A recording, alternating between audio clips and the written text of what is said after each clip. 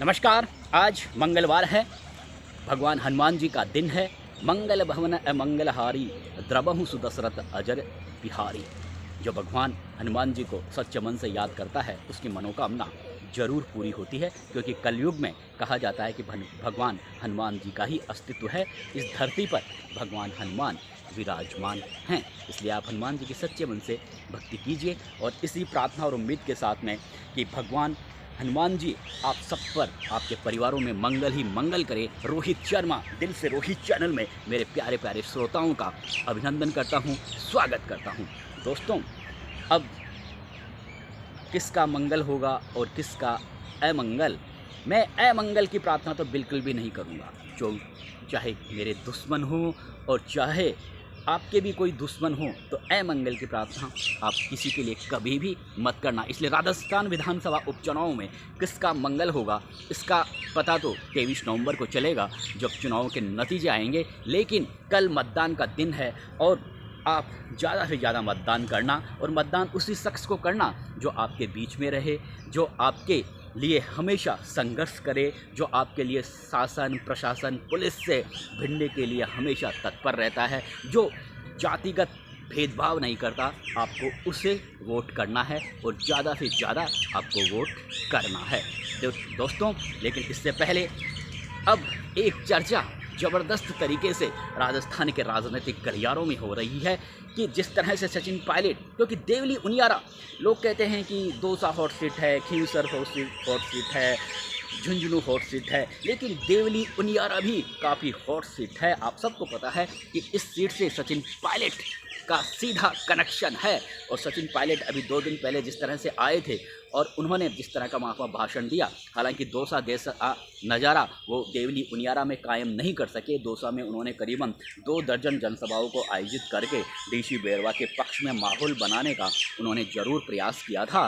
लेकिन देवली उनियारा में जिस तरह से वो आए और जिस तरह से उन्होंने भाषण दिया, हालांकि नरेश मीणा जो यहाँ से कांग्रेस पार्टी के बागी उम्मीदवार हैं, उनको लेकर कोई शब्द उनकी ज़ुबान पर नहीं आया, लेकिन इशारों में उन्होंने जिस तरह से नरेश मीणा को संदेश देने की कोशिश की, उसके बाद में राजस्थान के राजनीतिक गलियारों में और जो नरेश मीणा के समर्थक हैं और जो कांग्रेस जन हैं, उनमें ये चर्चा होने लगी है कि क्या नरेश मीणा की अब कांग्रेस पार्टी में कभी वापसी नहीं होगी। ये एक चर्चा हो रही है, क्योंकि अक्सर हमने देखा है कि पार्टी से बाहर का रास्ता दिखाने के बाद में, चाहे भाजपा हो, कांग्रेस हो, अन्य दल हो, अगर वो देखते हैं कि हाँ नहीं, ये बंदा थोड़ा ताकतवर है, पार्टी के लिए काफ़ी उपयोगी है, तो उसे वापस भी ले लेते हैं।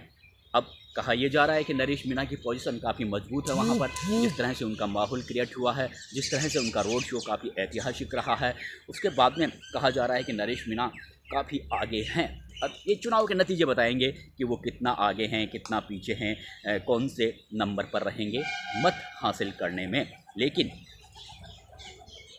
अब चर्चा ये भी होने लगी है कि क्या नरेश मीणा का ये आखिरी चुनाव है, क्योंकि करीब 25 साल हो गए उनको संघर्ष करते हुए।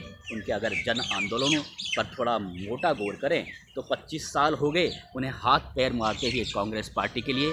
हमने देखा है कई सालों से वो सचिन पायलट के बिल्कुल इर्द गिर्द रहते हैं, उनके चारों तरफ घूमते रहते हैं। और सचिन पायलट के जो इर्द गिर्द रहे हैं बहुत से युवा, वो राजस्थान विधानसभा में भी इस समय हम उन्हें देख रहे हैं। लेकिन नरेश मीणा कहीं नज़र नहीं आ रहे।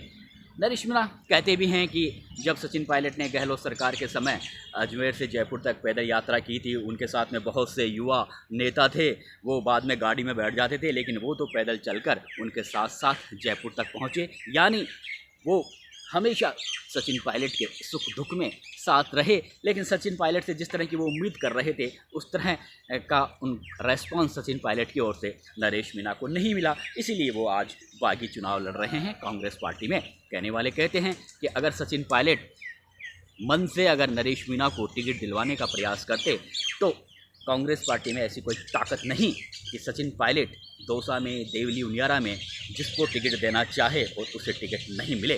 तो कहीं ना कहीं, हालांकि नरेश मीणा कहते हैं कि सचिन पायलट की वजह से उनका टिकट नहीं कटा, गोविंद सिंह डोटासरा की वजह से उनका टिकट नहीं कटा, अशोक गहलोत की वजह से उनका टिकट नहीं कटा, राहुल गांधी की वजह से उनका टिकट नहीं कटा। उनका टिकट कटवाने में हरीश मीणा जो टोंक सवाई माधोपुर से सांसद है उनका हाथ है, इसलिए उनकी वजह से उनका टिकट कटा है। लेकिन मैं इस बात को नहीं मानता और कोई नहीं मानेगा, क्योंकि सब जानते हैं कि अगर सचिन पायलट मन से प्रयास करते नरेश मीणा के लिए तो उन्हें टिकट जरूर मिलता। लेकिन हो सकता है सचिन पायलट के सामने भी यहाँ पर आकर ये समस्या खड़ी हो गई थी कि लगातार 2 बार यहाँ से हरीश मीणा चुनाव जीत रहे थे, यहाँ के सांसद हैं, इसलिए कहीं ना कहीं पार्टी हाईकमान जो बैठे दिल्ली में बड़े कांग्रेस पार्टी के लीडर बैठे हैं, चाहे खड़गे हो, सोनिया गांधी हो, प्रियंका गांधी हो, उनकी निगाहों में हरीश मीणा ने काफ़ी छा गए हों, उनके काफ़ी नज़दीक हो गए हों। और हरीश मीणा ने जिस तरह से केसी मीणा की अनुशंसा की तो उसके बाद में स्थितियां कुछ ऐसी बन गई होगी कि सचिन पायलट भी मना नहीं कर पाए, इसलिए नरेश मीणा को टिकट नहीं मिला। लेकिन सवाल यही आता है कि अब कल मतदान का दिन है और जिस तरह के हालात देवली उनियारा में बने हुए हैं, उन हालातों के मद्देनज़र क्या नरेश मीणा को जीत हासिल होगी या नहीं होगी, और अगर उनको जीत हासिल नहीं होती है तो फिर उनका आगे का पॉलिटिकल रुख क्या रहेगा। हालांकि ये तो क्लियर है कि वो जनता के लिए हमेशा लड़ते रहेंगे, लेकिन ज़रूरी यह भी है कि आपको अगर लड़ाई लड़नी है तो आप अकेले, या आप अगर ये कहें कि निर्दलीय कोई विधायक होता है, अगर दमदार होता है तो बातें प्रशासन उसकी भी मानता है, पुलिस उसकी भी मानता है, सरकार उसकी भी मानती है। लेकिन कहीं ना कहीं एक बड़े राजनीतिक दल में अगर आप होते हो तो उसका समर्थन एक अलग मायना रखता है राजनीति में।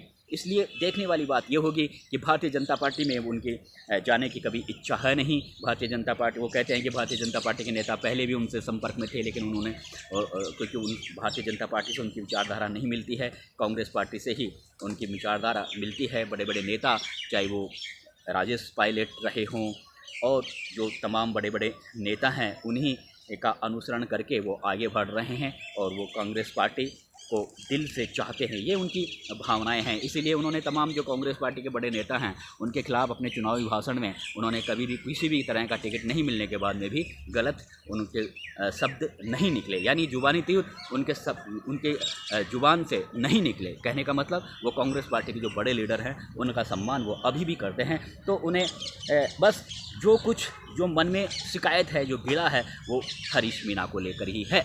इसलिए अब देखने वाली बात यह होगी कि क्या अगर नरेश मीणा चुनाव जीत जाते हैं तो क्या कांग्रेस पार्टी में उनकी वापसी होगी। कहने वाले कहते हैं कि ऐसे हमने 2018 में भी देखा, जब अशोक गहलोत के काफ़ी करीबी कद्दावर नेता थे, चाहे वो बाबूलाल नागर हो, लक्ष्मण मीणा हो, आलोक बेनीवाल हो और बहुत से करीबन 6-7 नेता ऐसा थे, जब उन्हें टिकट नहीं मिला तो उन्होंने निर्दलीय चुनाव लड़ा और चुनाव जीत गए थे 2018 में, और बाद में वो कांग्रेस पार्टी में शामिल हो गए थे। तो कहा जा रहा है कि जिस तरह के हालात देवली उनियारा में नरेश मीणा को लेकर बने हुए हैं, अगर नरेश मीणा चुनाव जीत जाते हैं तो हो सकता है उनकी कांग्रेस पार्टी में वापसी भी हो जाए। कांग्रेस पार्टी को ऐसा लगे कि हाँ, अगले ने दम दिखाया है, ताकत दिखाई है, और इस तरह के नेताओं को कांग्रेस पार्टी को ज़रूरत है। जिस तरह से सचिन पायलट कहते हैं कि मुझे युवाओं की ज़रूरत है और मैं युवाओं को हमेशा आगे लाने का प्रयास करता हूं, राहुल गांधी का भी कुछ इसी तरह का प्रयास है। तो अगर दमदार तरीके से यहाँ से अगर वो जीत हासिल करते हैं तो भले ही सचिन पायलट ने एक मजबूरी थी उनका पिछले दिनों, जिस तरह से उन्होंने कहा कि अनुशासन, पार्टी का अनुशासन बड़ी बात होती है, पार्टी से अलग कोई बात नहीं होनी चाहिए, अन्यथा आगे मौका मिलना काफ़ी मुश्किल होता है। लेकिन ये एक उनकी मजबूरी होगी बोलने की। लेकिन कहा जा रहा है कि राजनीतिक विश्लेषक भी मानते हैं कि कहीं ना कहीं हो सकता है आने वाले दिनों में अगर अच्छा उनका प्रदर्शन रहता है देवली उनियारा में नरेश मीणा का, तो ऐसा लगता नहीं है कि कांग्रेस पार्टी उन्हें शामिल नहीं करेगी, क्योंकि काफ़ी युवा हैं, अभी काफ़ी कुछ उनमें जज्बा है, हौसला है और बराबर एक कृतज्ञता उन्होंने सचिन पायलट के प्रति दिखाई है, डोटासरा के प्रति दिखाई है, अशोक गहलोत के प्रति दिखाई है। तो ऐसा कोई बड़ा कारण नहीं है कि उन्हें ये ज़रूर है कि वो बागी होकर चुनाव लड़े हैं। बागी होकर चुनाव उन्होंने, अभी पिछला विधानसभा चुनाव हुआ था उस समय भी वो छबड़ा से बागी हुए थे, वो करीबन 43,000 वोट हासिल किए थे, और उसके बाद में लोकसभा चुनाव से ठीक पहले उनकी कांग्रेस पार्टी में वापसी हुई।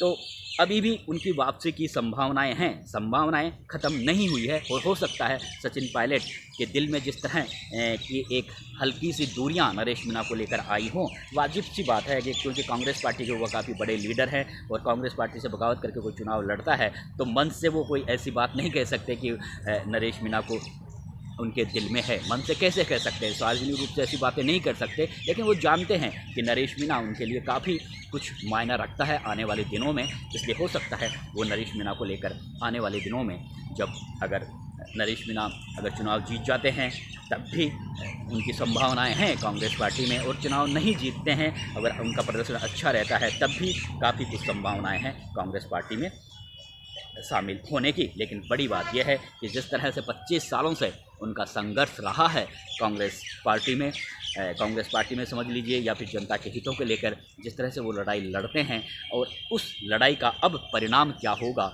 ये देवली उनियारा की जनता को तय करना है। हालांकि ये बात ज़रूर है कि वो छपरा से ताल्लुक़ रखते हैं, लेकिन वो एक ऐसे नेता हैं कि उन्होंने अपना जिस तरह का संघर्ष और जिस तरह के जन आंदोलन उन्होंने डॉक्टर किरोड़ीलाल मीणा की तरह राजस्थान में उन्होंने जाहिर किए हैं, दिखाए हैं, उससे पूरे राजस्थान में वो एक तरीके से लोकप्रिय होते जा रहे हैं। और जिस तरह से उन्होंने लोकसभा चुनाव में प्रहलाद गुंजल के लिए दिन रात मेहनत की कांग्रेस पार्टी के प्रत्याशी को जिताने के लिए, और मीणा और गुर्जरों के बीच में जो एक खाई बनी हुई थी हाड़ौती अंचल में, उसको उन्होंने काफ़ी हद तक दूर किया। तो ऐसा देखते हुए ऐसा लगता नहीं है कि कांग्रेस पार्टी उन्हें शामिल नहीं करेगी। लेकिन बड़ी बात यही है कि जिस तरह का उन्होंने संघर्ष किया है, किसी भी युवा नेता ने अब तक राजस्थान की राजनीति में नहीं किया है। राजनीतिक विश्लेषक ज़्यादातर, अगर आप राजनीतिक विश्लेषकों से पूछोगे तो वो यही कहेंगे कि ज़्यादातर जो युवा हैं वो कहीं ना कहीं एक दो साल की मेहनत से, या फिर किसी न किसी राजनेता की नज़दीक की वजह से, या फिर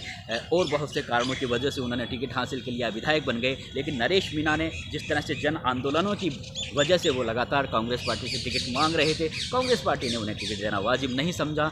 अब उनके हाथ में और कुछ रास्ता बचा नहीं था, इसलिए वो एक बार जिस तरह से देवली उनियारा से उन्होंने चुनाव लड़ रहे हैं, तो ये उनका हक भी बनता था। बहुत से लोग कहते हैं, उनके समर्थक भी कहते हैं कि इसमें कहीं ना कहीं नरेश मीणा की कोई गलती नहीं है। अब ये पब्लिक को तय करना है कि एक संघर्षशील राजनेता को वो दिल से कितना स्वीकार करते हैं, और इस समय तो देवली उनियारा की जनता को तय करना है कि क्या वे नरेश मीणा के जन संघर्ष के आंदोलनों को गले लगाएंगे। ये एक देखने वाली बात होगी, और उसका पता 23 नवंबर को चलेगा। नमस्कार दोस्तों।